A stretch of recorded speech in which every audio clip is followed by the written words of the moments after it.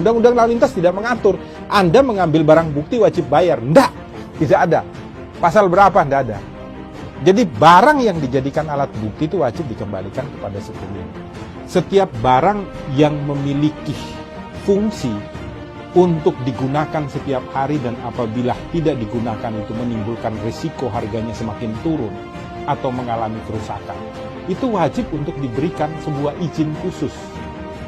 Untuk apa? Untuk dirawat oleh yang bersangkutan di rumah. Salam Pancasila dan salam penegakan hukum ini cukup menarik. Ada berita dari Grobogan ya, tapi belum ada kepastian apakah berita ini benar, valid ataukah tidak. Jadi ada orang yang kebetulan mengalami tabrakan atau kecelakaan lalu lintas ya. Kemudian dia sudah berdamai dengan si korban yang kebetulan mungkin dia tabrak, sudah mengganti uang. Kemudian ketika kendaraannya mau diambil oleh oknum kepolisian di Grobogan, itu katanya ya di video ini, diminta uang, harus membayar 24 juta rupiah. Itu katanya ketentuan undang-undang lalu lintas.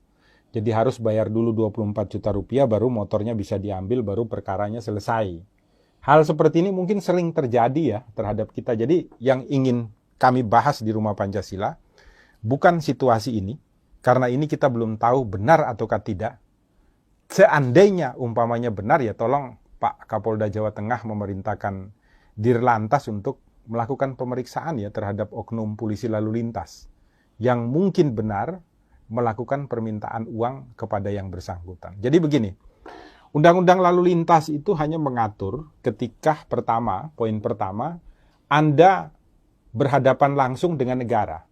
Nah, contohnya begini, ketika Anda mengendarai kendaraan tidak membawa SIM, tidak memakai helm, tidak memiliki STNK, ini Anda berhadapan bukan dengan orang individu dalam lingkup privat, tetapi Anda berhadapan langsung dengan negara.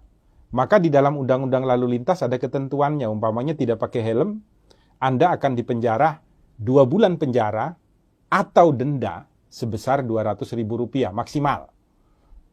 Karena Undang-Undang lalu lintas itu hukum pidananya ultimum remedium, maka diutamakan terlebih dahulu pembayaran dendanya.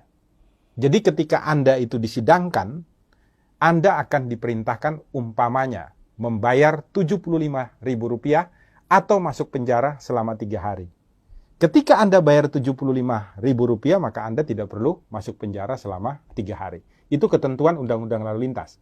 Ketika Anda berhadapan dengan negara. Jadi betul, Anda wajib untuk membayar ganti kerugian kepada negara atas pelanggaran yang Anda lakukan. Bisa dikatakan bukan ganti kerugian sebenarnya, tetapi merupakan kewajiban pembayaran terhadap pelanggaran yang Anda lakukan di jalan raya sebagai jalan umum. Uang itu nanti digunakan oleh negara kembali untuk menyiapkan fasilitas-fasilitas di jalan raya untuk kita nikmati bersama-sama. Nah, yang kedua, itu bisa masyarakat menuntut kepada negara. Jadi Undang-Undang lalu lintas juga mengatur masyarakat diberikan hak untuk menuntut negara. Contoh, kita baca, pasalnya saya lupa, nanti bisa dicarikan tim, nanti dia masukkan di sini. Contoh ya, jalan rusak, berlubang, kita naik motor, tidak ada tanda mengenai kerusakan jalan, kemudian kita jatuh di situ, mengakibatkan kendaraan kita rusak dan kita luka ringan.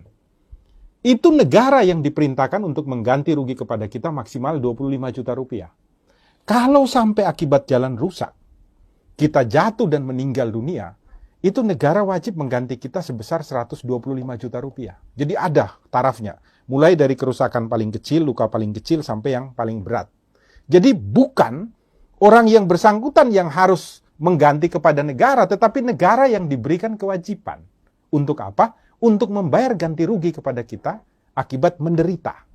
Kenapa demikian? Karena kita sudah bayar pajak nih, melalui pembuatan SIM, STNK, dan pajak lain-lain, sehingga negara itu wajib untuk membuat jalan itu menjadi tempat yang bagus untuk kita semua melintas, pergi bekerja, sekolah, dan lain sebagainya. Jadi ketika jalan rusak, tidak ada rambu-rambu, kita kecelakaan, kerusakan, ataupun luka, semuanya wajib diganti oleh negara. Di dalam undang-undang itu disebutkan, kalau saya tidak salah itu adalah penanggung jawab jalan raya. Jadi ada penanggung jawabnya beda-beda ya. Ada kabupaten, ada wilayah provinsi, kemudian ada yang masuk di dalam jalan nasional, itu masuk di dalam Menteri Perhubungan. Jadi tanggung jawabnya beda-beda. Ada nanti